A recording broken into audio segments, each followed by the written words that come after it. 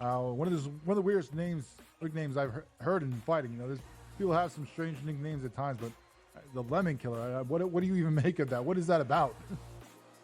I don't even know what that means, but I'm gonna squeeze him like a lemon on the day we fight, and he's gonna pop.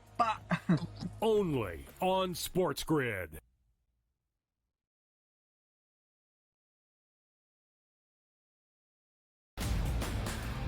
We're going to get rid of all the badness, if you will, over the past few decades for the Raiders and set yourself up for the future. It's a horrible job to take if you expect to win, but it's not a bad paying gig, so go ahead and take it. With an owner in Mark Davis who has continued to make bad decision after bad decision. Does Pete Carroll leave a culture behind that Joe Brady in 2 to 3 years takes over? The Early Line. Only on SportsGrid. He did nothing for 5 weeks. So he's becoming his brother. So I don't want to hear about how great TJ Watt is with his 0 playoff wins. And he's the first guy to admit it. He comes right out and says, I've never won a playoff game. I don't matter. All right, at least we all know who the best player on the team is. It's George Pickens. If you don't believe that, well, then screw you, too. Pharrell, Coast to Coast. Only on SportsGrid. We'll see if they get McCain back. Kelly Oubre, Yabusele's been good. Caleb Martin's a defensive specialist. Andre Drummond can still give you, almost a double-double at any point. I can't go south on this team. And now you're giving it to me at 2-1 to make the playoffs? To be in the Final 8? Folks, give me the Philadelphia 76ers to make the playoffs at plus 210. Betting above the rim. Only on SportsGrid.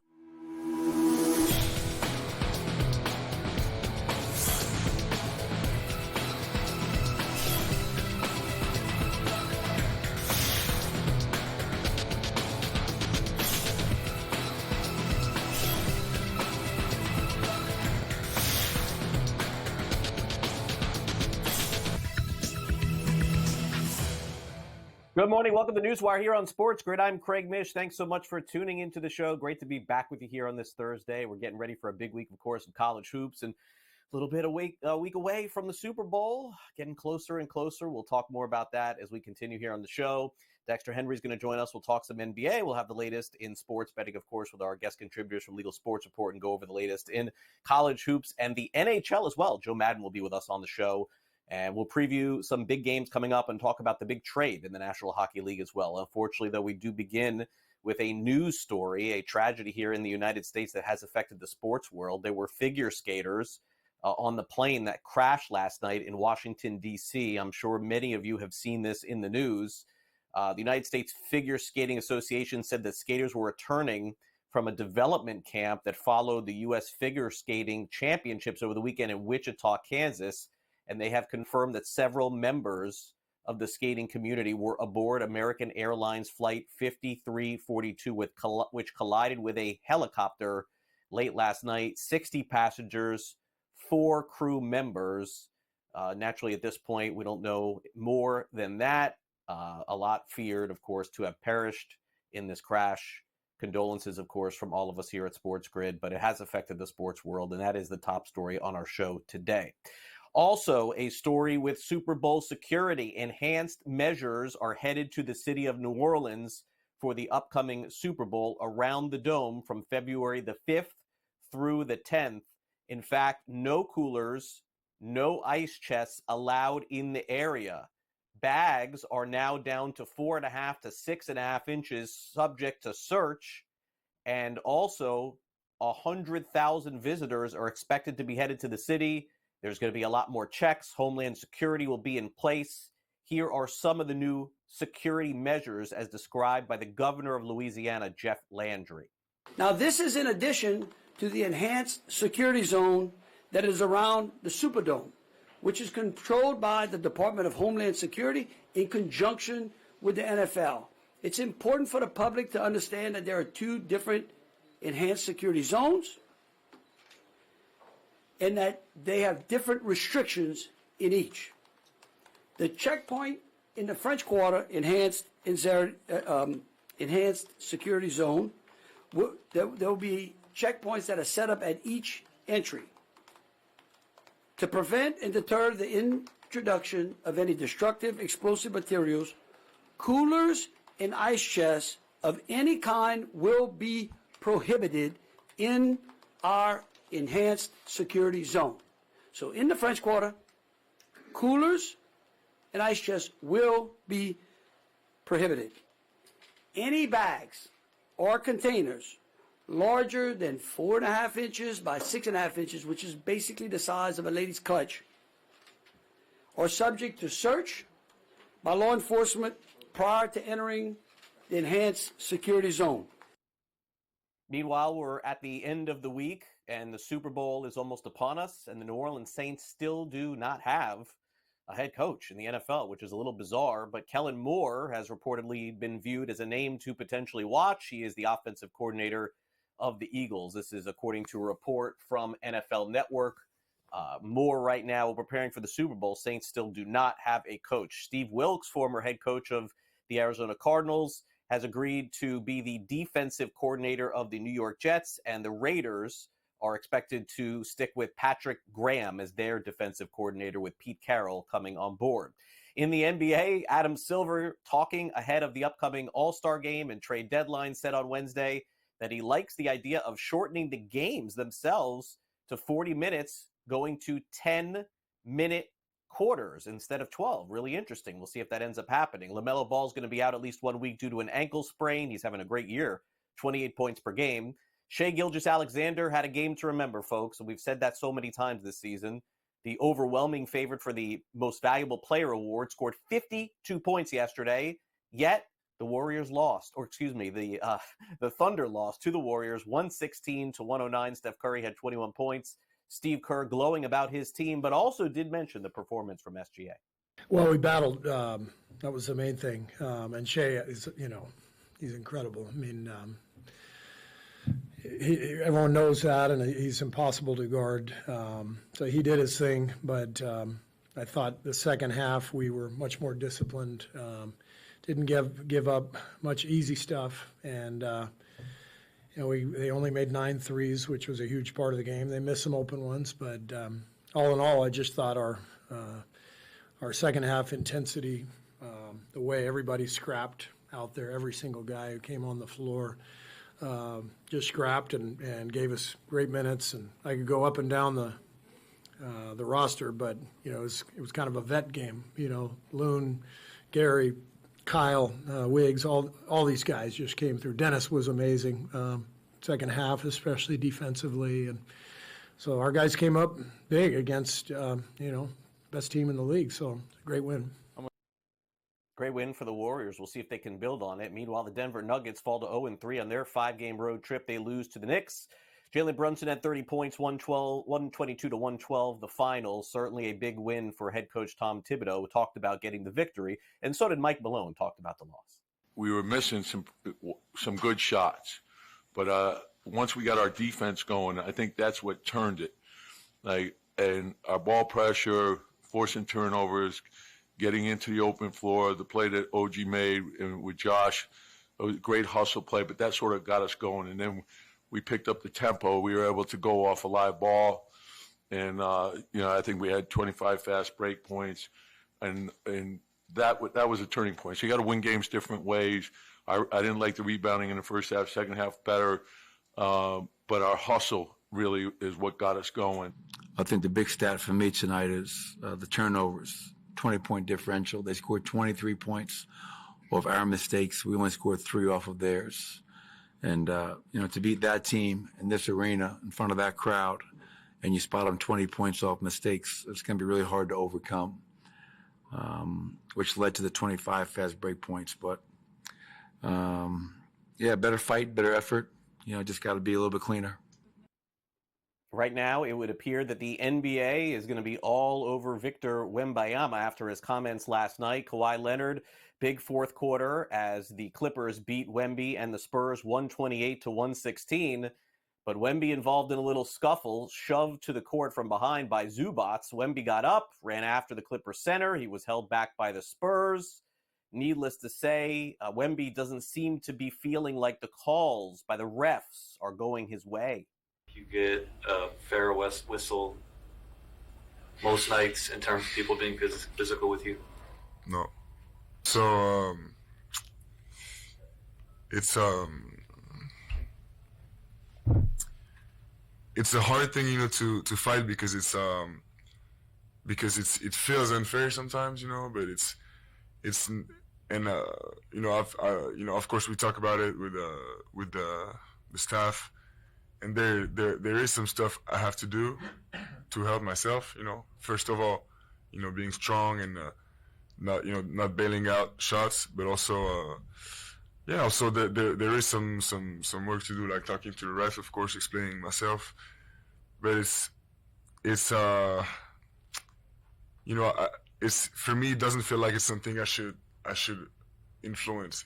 It's like I'm a basketball player. I'm here to play, and this is this is why it's frustrating. It's not my job to do politics. Wemby going a little bit further than anyone thought post-game yesterday. Kristaps Porzingis, huge game last night for the Celtics. He had 34 points. They beat the Bulls 122-100. Donovan Mitchell also had 34 points. The Cavs never trail in their 126-106 win against the Heat. By the way, the Cavs are now 33-0 when leading after three quarters. And Anthony Edwards had 33 points as well. Timberwolves beat the Suns 121-113. We'll talk some college football up next with Bill Bender. Don't go away.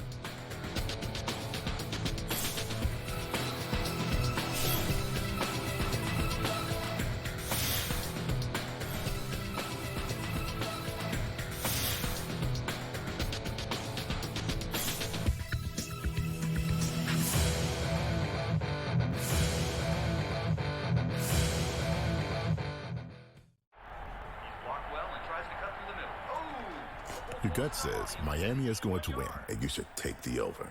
Your gut also said your NFT selfies would only go up in value. They didn't.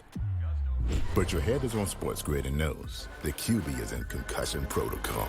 The backup has a 45 QBR against the zone coverage.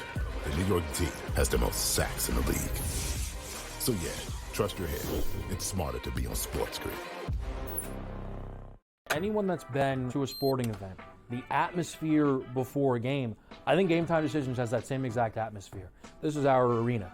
This is what we do. There is going to be an energy to Game Time Decisions that you will feel night in and night out. The excitement you get when you lock your bets in, when you're figuring out what you want to do, we can zone in on the biggest games each night. I want this to be the place that people come to before the games start so they feel as ready as possible to lock in their cards. We are going to hit every single one of those markets that you need to know about. We're going to go through every single thing, and I've got a great team behind me that's going to help me get the job done. There is not going to be a better place, I promise you, than Game Time Decisions to get that new information, react to it, and be able to then bet accordingly. We will have everything at our disposal, and we will use that to our advantage. I'm Kevin Walsh. Tune into Game Time Decisions from 6 to 8 p.m. Eastern on SportsGrid.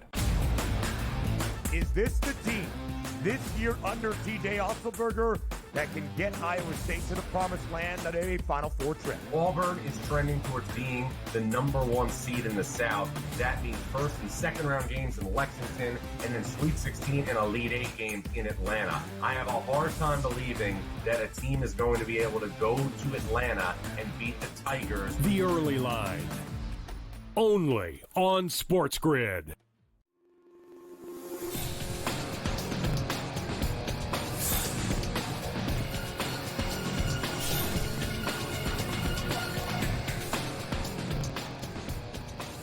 Welcome back to NewsWire here on SportsGrid. We got Bill Bender from Sporting News in the house. It feels like a long time ago when Ohio State was just crowned the national championship. Yeah, it really wasn't. It was last Monday night. Bill is with us here to go over the latest. Bill, it does feel like a long time ago because just so much has happened since then. We know the Super Bowl teams and all that. But you were at the national championship. You saw Ohio State get the job done. Certainly Notre Dame, kind of creep back into it to make it closer, but pretty big signature win for Ryan Day at OSU. Yeah, and I think it offers a blueprint for bettors in the future. When you're picking a national championship team in this new format, maybe go with the deepest, most talented team. And that's what Ohio State was. You look at this defense, probably all 11 of those guys on the starting lineup are going to play in the NFL. Will Howard played very well in that final game. Craig, I don't know about you, but I could sense after about 2 drives that, man, this offense is too much for Notre Dame right now. Yeah. And then it was a very good Notre Dame defense. But, yeah, I mean, for when you're looking at odds for next year, you might want to take the team that has the most talent, has the most NFL players, and is built to win 3 or 4 games. The big story coming out of this for Ohio State was definitely a strange one, as their defensive coordinator ends up going to Penn State. Now, Bill, in years past, you and I growing up, you would never see anything like this. A coordinator leaving to go against a rival in the same conference. But look, I suppose if the players can do it, why can't the coaches?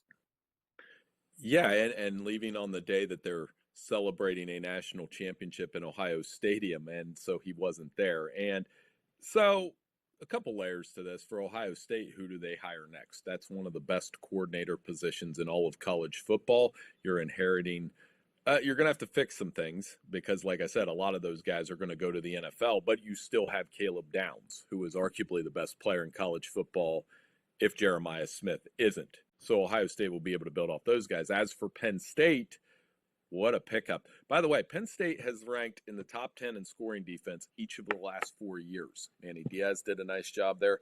Tom Allen did a nice job there. And now you bring in Jim Knowles, who has a little bit of a different scheme. It relies on the safety quite a bit, but he's going to do things the way he wants. And I thought announcing it while Ohio State was celebrating was one of those petty things we love about college football. Definitely the case. And speaking of petty, nobody knows that word more than Brian Kelly does. My gosh, leaving Notre Dame, didn't think that Marcus Freeman would be more coveted as a coach than Kelly, but here we are 3 seasons later, and Kelly's teams at LSU have lost 3 games every single year. Now, if Kelly wasn't the last name of LSU's coach and this was their record, you may look at it and go, all right, this isn't bad for LSU. But he came in with such fanfare and had 4 losses this season, Bill. I kind of feel like there's pressure on every coach at the SEC level, but maybe some extra on Kelly this year. Yeah, and he caught a lot of strays during the playoff from people saying, Notre Dame got there without him. And I would be one of the people that said Notre Dame wouldn't be in this spot if not for Brian Kelly. He did bring an era of stability to that program. Yeah, they didn't beat Clemson and they didn't beat Alabama in those playoff semifinals, but neither did anybody else. So, but it does turn up the pressure for next year. They are one of the boomer bust teams, in my opinion, with Garrett Nussmeier coming back at quarterback, with the transfer portal additions they've made, and they've been very active in the portal this offseason as opposed to last offseason, and the schedule. They haven't won an opener, Craig, since 2019. And who are they playing in week 1? At Clemson. So I don't know who makes these LSU schedules. Maybe schedule somebody easy in here in the opener one of these years, because Brian Kelly has been unable to win the opener, and here they are with another tough one. Yeah, they are. Garrett Nussmeier is one of the favorites to win the Heisman Trophy Award, one of the few quarterbacks that's actually heading back to school. He is 8-1 to win the Heisman Trophy. Their win total 8.5 going in the next year. To win the SEC, they are 10-1. If that's going to happen, they're going to have to beat Alabama. The Crimson Tide 9-4 last season. They're going to be ranked in the top 10 again. I guess the question is, we mentioned pressure. I mean, is it fair to have pressure on Kalen DeBoer here? I mean, I guess there's going to be that on every team in the SEC, but my gosh, I mean, year 1, can we give the guy a break? I know that they lost the bowl game. They didn't look great in that. 9 wins on the season. He can't be a 2-and-done, can he? I don't think so, but he just got a crash course in just how much pressure there is when you coach at Alabama. It is very much like Ohio State. They anticipate and expect to win every game. And here he is in year 1. They had ups and downs. They beat Georgia. That was a nice win. They win the Iron Bowl. They beat LSU, but you lose to Vandy. And then you have the dud at Oklahoma. And, you lose to Tennessee, which they've lost 2 out of the last 3 to Tennessee. Alabama fans don't like that. Compound it with a terrible performance in the bowl game against Michigan. So I do think there's going to be some level of pressure on Kellen DeBoer in year 2. September's not easy. Again, Florida State will be better. They play Florida State in the opener. Some people are coining that the anxiety bowl. I've seen Ralph Russo refer to that as that, the athletic writer. They play Wisconsin again. And then they play Georgia at the end of September. So it is a high-pressure first month for Alabama, who I would deem another kind of boom or bust team. Alabama and LSU and all these way too early preseason top 25s, they're both in the top 10.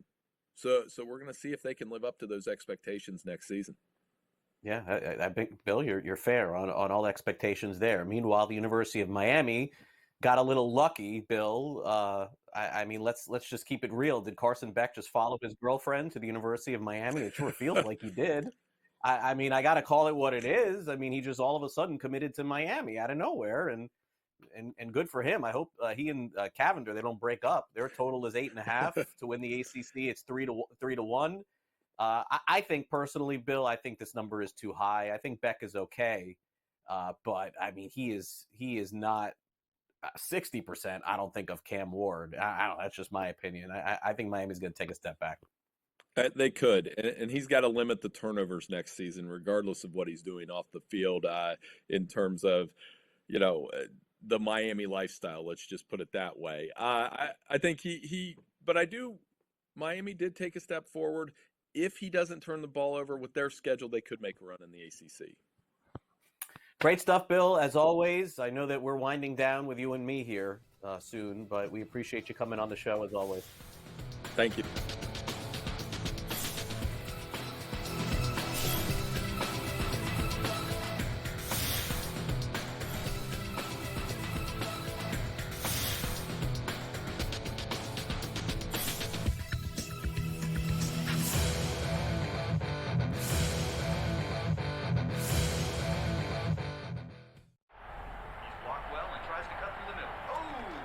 Your gut says Miami is going to win, and you should take the over. Your gut also said your NFT selfies would only go up in value. They didn't. But your head is on SportsGrid and knows the QB is in concussion protocol. The backup has a 45 QBR against the zone coverage. The New York D has the most sacks in the league. So yeah, trust your head. It's smarter to be on SportsGrid. Anyone that's been to a sporting event, the atmosphere before a game, I think Game Time Decisions has that same exact atmosphere. This is our arena.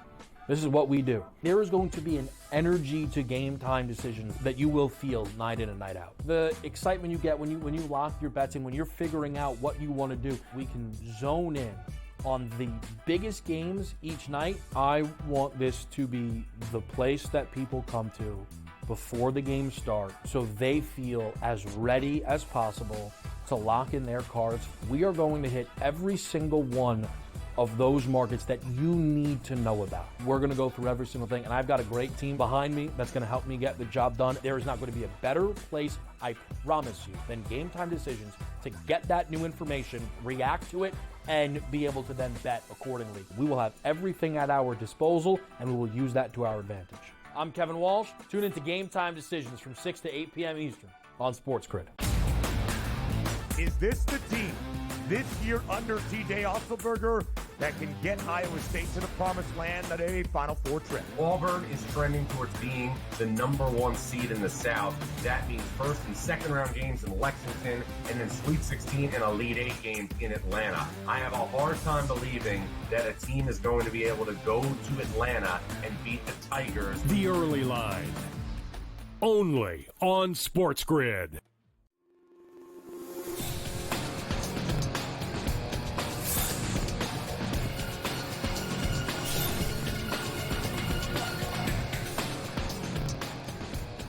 All right, the NHL is entering a really interesting time because of the trade deadline and such, and there was what we would call a blockbuster trade in the National Hockey League. Let's get the very latest. Joe Madden is joining us here. You can catch her all over SportsGrid breaking down the NHL, giving out some great picks as well. And Joe, great to see you. Thanks for coming on NewsWire for a few minutes to share some of those thoughts. Appreciate it. Yeah, thanks definitely for having me. Now, Blockbuster gets thrown out quite a bit in the NHL, but this definitely was that Blockbuster trade. It's going to be one of those conversations that where were you on Friday when Mikko Rantanen was traded from the Colorado Avalanche? Because I don't think a lot of people saw this coming. Carolina picking him up was massive for this team. Took this team from not being the Stanley Cup favorites and not in the conversation even of the top four to clear-cut favorites here to take the Stanley Cup. They added the goal scorer that they desperately needed to that line with Sebastian Aho, and I do think they won this trade. Now, Colorado, we've got to question what they're doing, what they're up to, because they weren't the winners. They're not better than they were last week before this trade. So where are they going? Who are they after?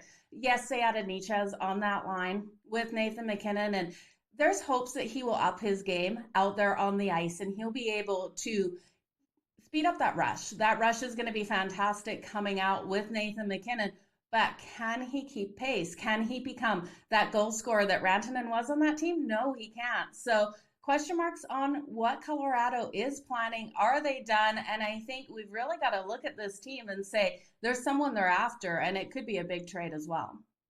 Yeah, and I think it'll be fun to watch to see, how Colorado pivots if they decide to, stick around here, because they're just 12-1 to win the Cup, Joe. So it would tell me that there's still some very high aspirations out west from them. Carolina's moved to the favorite. They're 6-1. Edmonton 7-1. The Panthers, of course, coming off a championship last year, 9-1. Dallas and New Jersey still very much in the mix. So is this the way that you look at it as well, Joe? Because the last thing that I think we ever want to do as sports bettors is react quickly to a trade, and that would tell you to stay away from Carolina until things simmer down a little bit. You know what? It's Carolina for me. You look at this team with the addition of Mikko Rantanen, and it's not just him. We've also added Taylor Hall over from the Chicago Blackhawks. Taylor Hall adds that depth on this team, and he will be stronger than he was with Chicago. We saw him with Chicago, the fifth goal scorer on that team. Adding him in here with Carolina, we're going to see that production on the second line out of him. And I do think adding the two of them with their goaltending that they have, they should be able to be a strong team here and contend for that cup. We know they have the defense, and we've seen in the playoffs them struggle to get over the hump. And I do think adding Mikko Rantanen will be that player to help them get over the hump, because they have struggled to put those goals on the board in the playoffs. So I do think Mikko Rantanen added here is definitely worth them moving into that favorite. Now, anything can happen in a series, but they have every ability to get things done. And then one thing to note here with Colorado, Gabriel Landeskog has been on long-term IR. Will he be able to come back onto this team to make a push for the playoffs? That is a huge question mark out there. If he is added back, will this team be stronger? Absolutely, they will. All right, Joe, before you go, let's get to some of these great rookies in the National Hockey League this season. And it looks like we've got a race to win the Calder Memorial Trophy, which is the Rookie of the Year. Sharks, of course, their young star, Macklin Celebrini's minus 160. But look at Lane Hudson. He's plus 165 right there. It appears to be a two-player race. Do you see it that way? It is a two-player race per the books, but I think you have to look further down. A third there is Dustin Wolf, the goaltender for the Calgary Flames. What he's been able to do, especially at home for this team, he's been standing completely on his head. Now, the value is sitting on Dustin Wolf. He's coming in at plus 1,100. He's gone 18-8-2 on the season. He's got a 2.56 or 2.56 goals against average and a 9.15 save percentage. For a rookie, for a goaltender out here, it's incredible value that we're getting on him at plus 1,100. Now, I do understand Celebrini, but you're laying too much juice with Celebrini. He's been phenomenal out there. If you really do want to look between Celebrini and Lane Hudson, I'd look at Lane Hudson, the defensive player out here, 50 games, 39 points, 3 goals, 39 assists. He has been rolling out there on the ice, and I continue to see him roll as the Montreal Canadiens are really making a push this season. Will they make the playoffs? Doubtful, but Lane Hudson, definitely a standout. Yep, I would agree. Awesome stuff as always, Joe. You do a great job. We'll catch you this weekend all over SportsGrid. Thanks again for coming on. Thanks so much for having me. All right, Joe Madden joining us. Catch her all weekend long, breaking down not just hockey, by the way, all sports here on SportsGrid. When we come back after the break, it's time for one of the biggest stops on the early part of the PGA Tour season, Pebble Beach. Brady Kannon will tell us who's going to win the big one in California. We'll be right back with more NewsWire after this.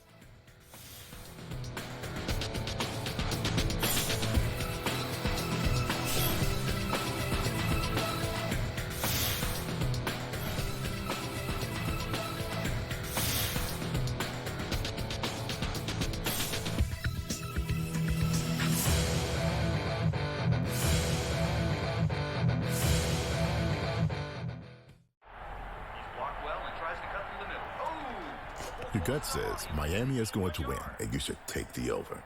Your gut also said your NFT selfies would only go up in value. They didn't. But your head is on SportsGrid and knows the QB is in concussion protocol. The backup has a 45 QBR against the zone coverage. The New York D has the most sacks in the league. So yeah, trust your head. It's smarter to be on SportsGrid. Anyone that's been to a sporting event, the atmosphere before a game, I think Game Time Decisions has that same exact atmosphere. This is our arena.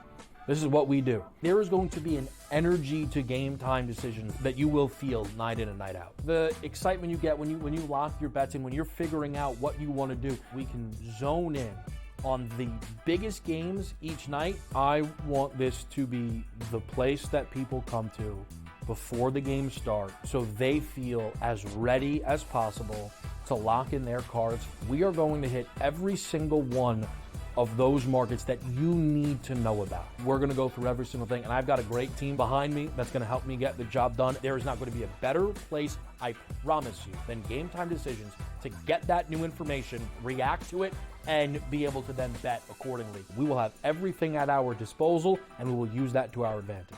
I'm Kevin Walsh. Tune into Game Time Decisions from 6 to 8 p.m. Eastern on SportsGrid. Is this the team this year under TJ Otzelberger that can get Iowa State to the promised land at a Final Four trip? Auburn is trending towards being the number 1 seed in the South. That means first and second round games in Lexington, and then Sweet 16 and Elite 8 games in Atlanta. I have a hard time believing that a team is going to be able to go to Atlanta and beat the Tigers. The Early Line. Only on SportsGrid.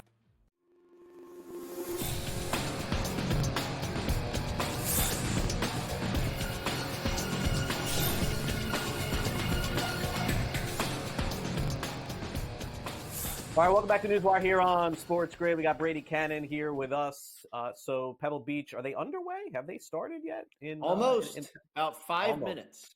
Yeah, I was going to say. But, again, this day and age of sports is so different, Brady. If we were doing this like 3 years ago, we'd say, well, you have 5 minutes to place your bets here in Pebble Beach, and that's it. Meanwhile, now you could do it like in an hour. It doesn't matter. All the odds are still going to be there. I guess, look, some of the dailies are going to get tossed off the board as soon as they tip off here. Coming up soon, but there's the board. Here's Scotty. He's back. Scotty Scheffler is the favorite. We got big names in this. Although, did I see Bill Murray is not playing at Pebble Beach? It's got to be the first time ever that I saw he is not playing this week. That's crazy. Rory McIlroy, 12-1. Morikawa, 14-1. Wow, all the big names are out there this week, Brady. So look, you've been handicapping Pebble Beach for, I'm going to guess, 20 years. Does that sound fair? What do you make of this one? Yeah, that's about right. I started covering this golf tournament right out of college. I grew up in the Bay Area and used to travel down to the AT&T Pebble Beach a handful of times covering this event. And now, of course, the second year that it is signature status on the PGA Tour. So that's why all the big names are here. And Murray and all the celebrities and that Pro-Am stuff has kind of taken a little bit more of a backseat.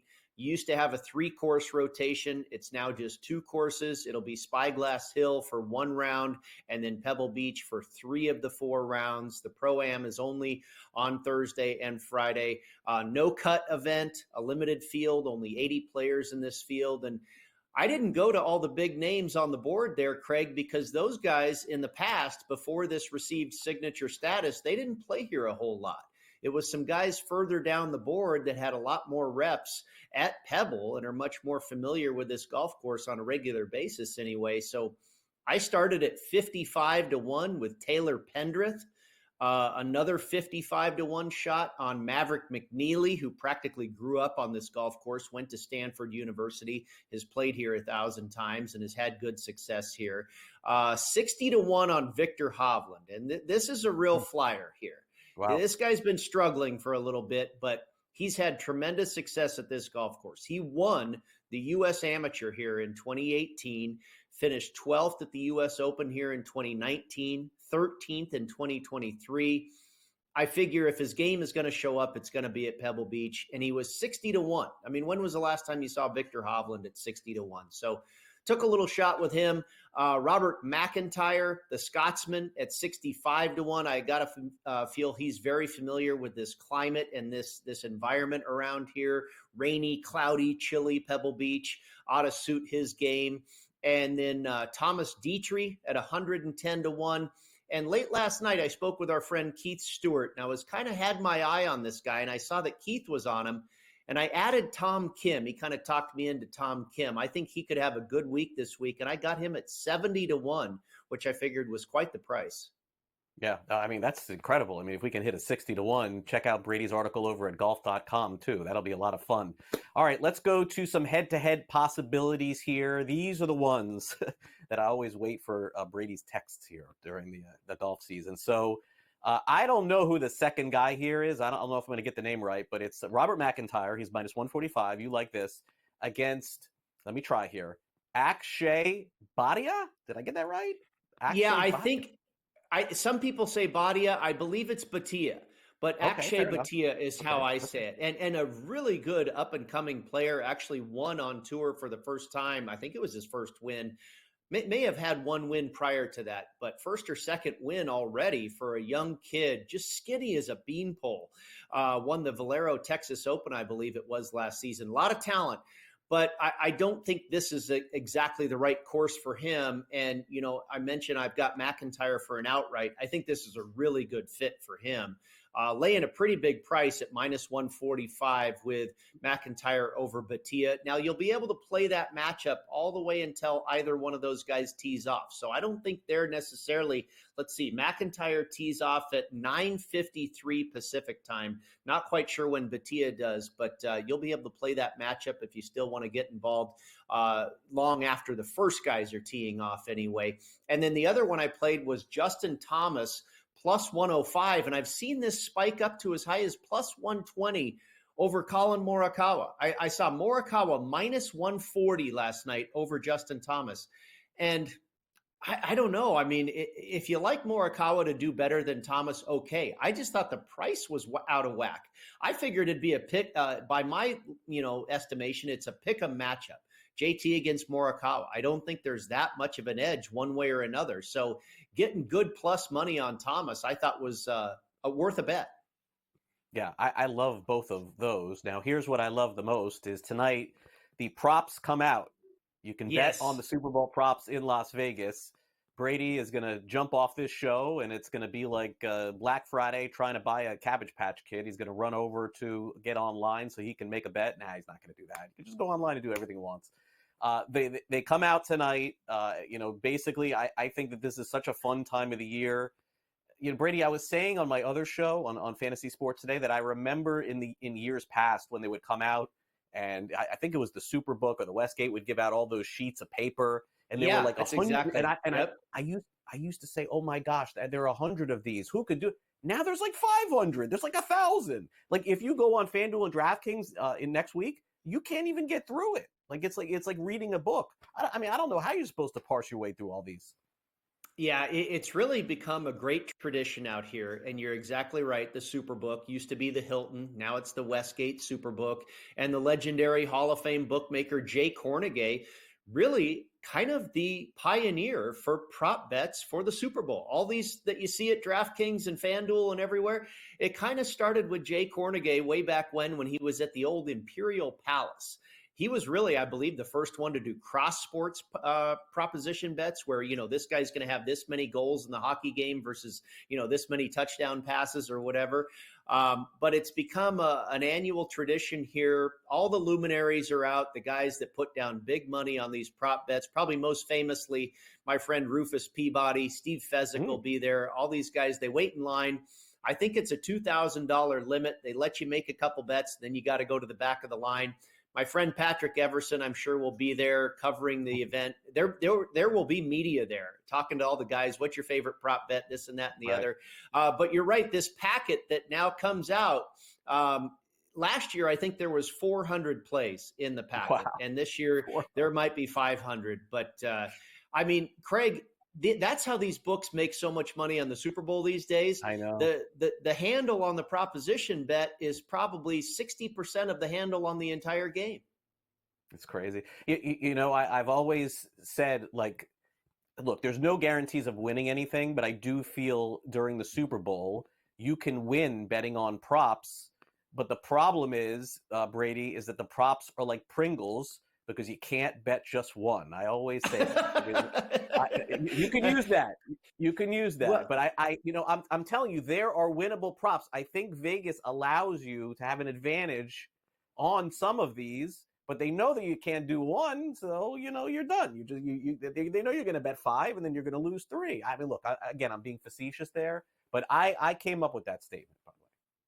Well, the general rule is, start tonight, go down to the Westgate tonight and bet on the yes and the over early, and then go back down there, on the Saturday before the game and bet on the no and the under late. That's the general rule of thumb, because all these numbers are going to get moved out of whack when these sharps pound the board this evening. But, I bet, certainly I'm trying to bet proposition bets that I think I can win. But it's also a bit recreational for me, where I will try to have some sort of prop bet that, so I have action throughout the entire game from start to finish. This is going to happen in the first quarter. This might happen in the second. So, yeah, one of the greatest times of the year for prop betting for sure. Yeah, definitely is, Brady. Always great to catch up with you. We'll save all of the props for next week here on the show. All right, sounds good. Have fun watching the golf. We'll catch up then. We'll be right back. Dexter Henry joins us with some NBA previews.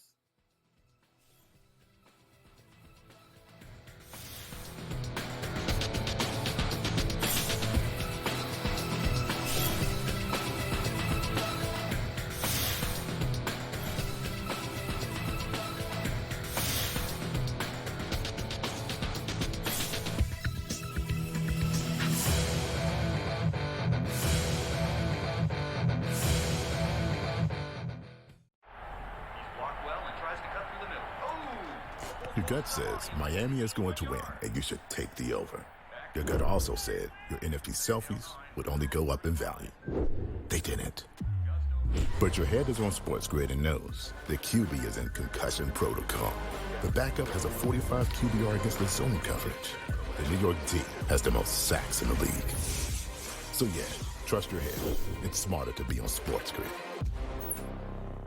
Anyone that's been to a sporting event, the atmosphere before a game, I think Game Time Decisions has that same exact atmosphere. This is our arena. This is what we do. There is going to be an energy to Game Time Decisions that you will feel night in and night out. The excitement you get when you lock your bets in, when you're figuring out what you want to do, we can zone in on the biggest games each night. I want this to be the place that people come to before the games start so they feel as ready as possible to lock in their cards. We are going to hit every single one of those markets that you need to know about. We're going to go through every single thing, and I've got a great team behind me that's going to help me get the job done. There is not going to be a better place, I promise you, than Game Time Decisions to get that new information, react to it, and be able to then bet accordingly. We will have everything at our disposal, and we will use that to our advantage. I'm Kevin Walsh. Tune into Game Time Decisions from 6 to 8 p.m. Eastern on SportsGrid. Is this the team this year under TJ Otzelberger that can get Iowa State to the promised land at a Final Four trip? Auburn is trending towards being the #1 seed in the South. That means first and second round games in Lexington, and then Sweet 16 and Elite 8 games in Atlanta. I have a hard time believing that a team is going to be able to go to Atlanta and beat the Tigers. The Early Line, only on SportsGrid.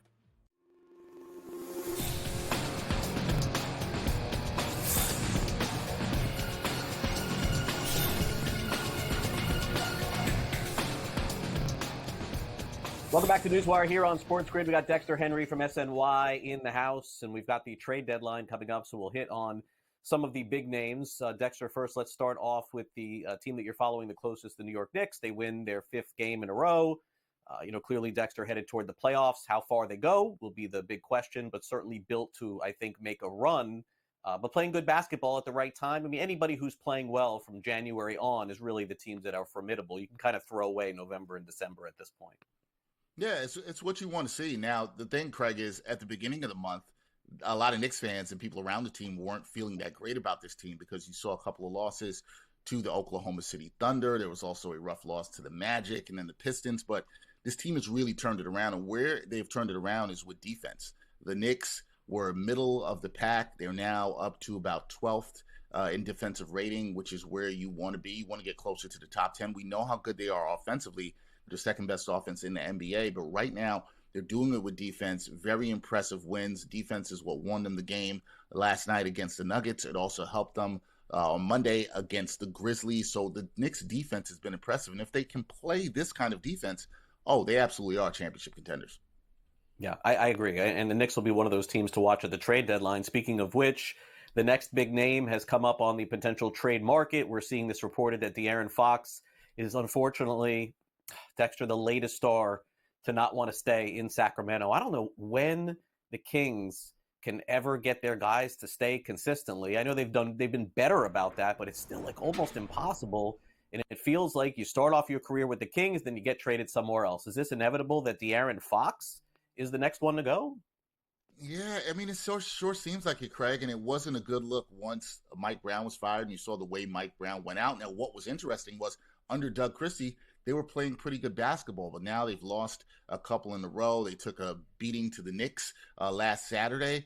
But so it's really tough for that Sacramento market to keep their stars. This is another blow towards them trying to build a winner. This is just a couple of years ago. They were in the playoffs. They had 47-48 wins, and now you're seeing their best player likely on the way out. And it's tough for this franchise because they can't build any continuity. And the other pieces that they have there, they are in a win now mode with Domantas Sabonis there, with DeMar DeRozan just signing there in the offseason. They're in a win now mode. So not only is it about what happens to De'Aaron Fox, is where do they go after that if they do trade De'Aaron Fox by Thursday's deadline? Yeah, and certainly the Spurs are built to win now and in the future, although they could really use some extra help. Man, he would be great in Houston. I know the Heat would be interested. I don't see a match there unless there's like a 5-team trade to get rid of Jimmy Butler and move him there. And then naturally, if you don't mention the Lakers on TV anywhere, Dexter, you're not doing your job. I guess that's what we'll do. We'll just mention the Lakers. All right, so let's get to Jimmy Butler here. Jimmy Butler is one of those, in one of those no-win situations. The Heat's in a no-win situation. We could do this for an hour. I've heard every side of it, from South Florida to national to local to me to you to everywhere else. This is going to come to an end. The trade deadline is coming up fast. It seems like no one wants to take on Jimmy Butler. That's what it feels like right now, Dexter. It feels like the Heat is going to have to give him away. It feels like they're going to be willing to give him away by next week. Is there that sense from you that they'll be able to accomplish this? I cannot see them getting back anything at this point. Well, that's the thing, Craig, right? I think there's a sense that they can accomplish a deal. Will they get what they wanted? No, I already have seen some reports where it's that the Heat are going to have to pivot off of what they initially wanted. And look, in any trade situation, the market is what the market is.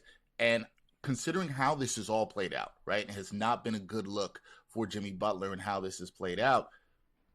Teams are going to wonder, do I want to deal with this? Is he going to want to sign an extension with him? Do I want to give a 35-year-old Jimmy Butler an extension? Now, do I think Jimmy Butler's still a very good player? Yes, I do. Would I have concerns about his age and as he gets older?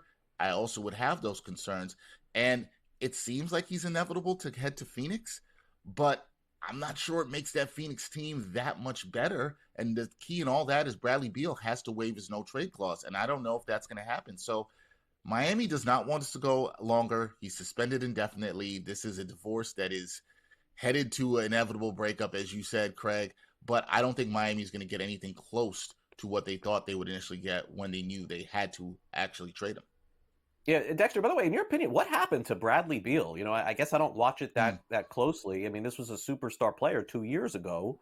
What happened? Did he get old quick? Is he not as good as we thought? I mean, everybody wanted Bradley Beal in the NBA for 2 full years. Yeah, the thing with Bradley Beal, right, is that he's had some injuries to the back, and when he was in Washington and John Wall left, he was miscast as number one guy. Never was truly a number one option. You thought going to Phoenix, he might slide into that third role.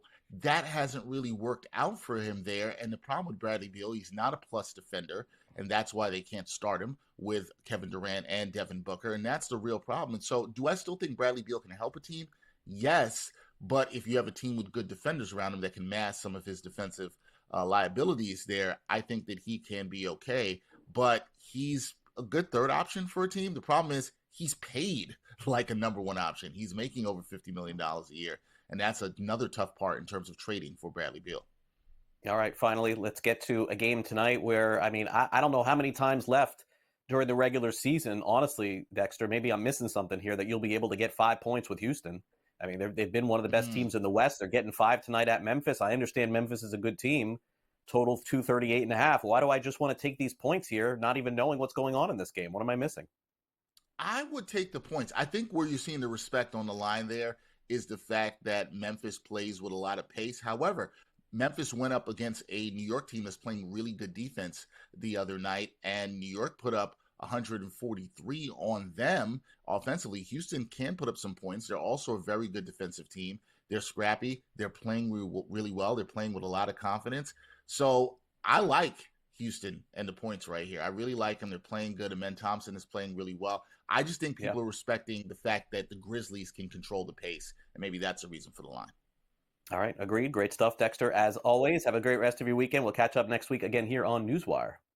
No problem. Thanks, Craig. Appreciate you. All right, we got to take a quick time out here on the show. When we come back next time for some last licks. So the Yankees crying poor.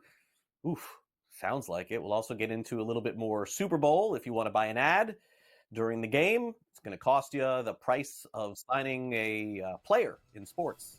It's true. 30 seconds. We'll be right back. Don't go away.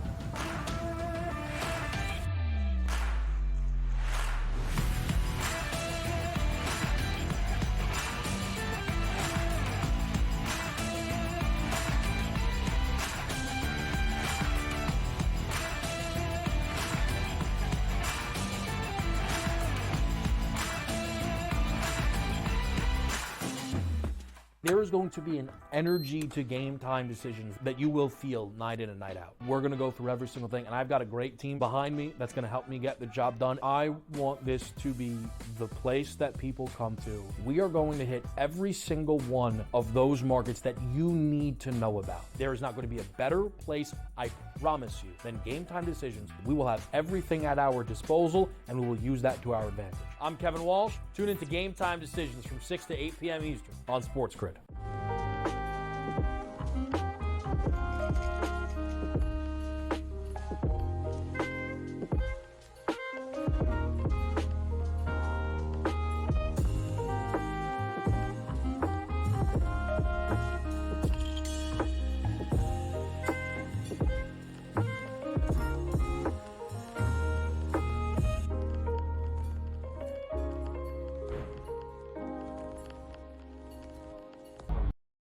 Two guys that can do it all. Too much electricity this morning. This is a good time. We're having a lot of fun. I had to do a triple take. Ka-ching! Why? Because of parity. I didn't mean to offend. Yeah, it's not going to happen. Load management is a dirty word. Let him rip. You know what? Circumstances provide the results. What? How do you do this one? Oh, Donnie, you've got such a good show there. A network that is booming. The Early Line, only on SportsGrid.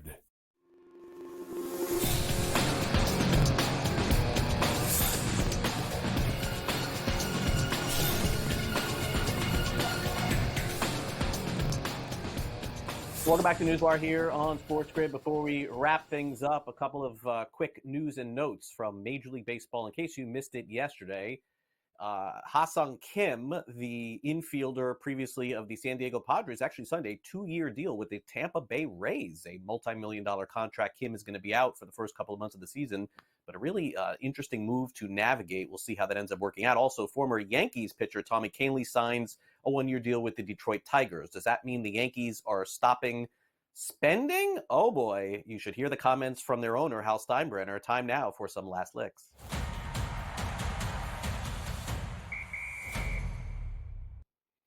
Well, indeed, Hal Steinbrenner did make a public statement. You know, the owners of teams generally do this, I don't know, once, twice, maybe 3 times a year. Steinbrenner yesterday, wow, the Yankees of all teams said that it is, quote, difficult for the Yankees and, quote, most teams to compete with the Dodgers spending. Now, why is this interesting? Not so much for the Yankees. People are missing the point completely. I'm the baseball guy. I'm going to tell you why it's interesting. Because this comes less than a week ago, an owner in the same exact division, the Baltimore Orioles, did you catch what David Rubenstein said? He said that he wouldn't be surprised if there was a salary cap coming in the future to Major League Baseball. Folks, that's what's going on here. It isn't coming out as publicly as it's sort of simmering out here a little bit. When it comes from the owner of a major market, we got a problem. And that's what we're headed toward, folks. We are headed toward salary cap baseball in Major League Baseball. Now, I know that the players are not going to allow this. The Players Association said we will never accept a salary cap like they have in the NBA and like they have in the NHL and like they have in the NFL. But I'm here to tell you, something's got to give.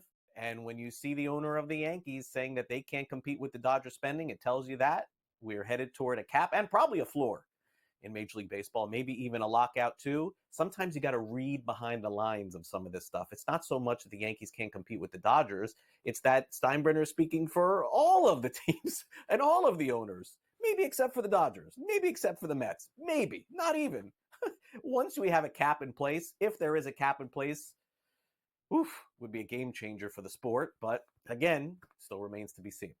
All right, good news for Pam Shriver, one of the best tennis players of all time, men, women, ever. She had a major issue with her home in California, like most people did, with the fires there.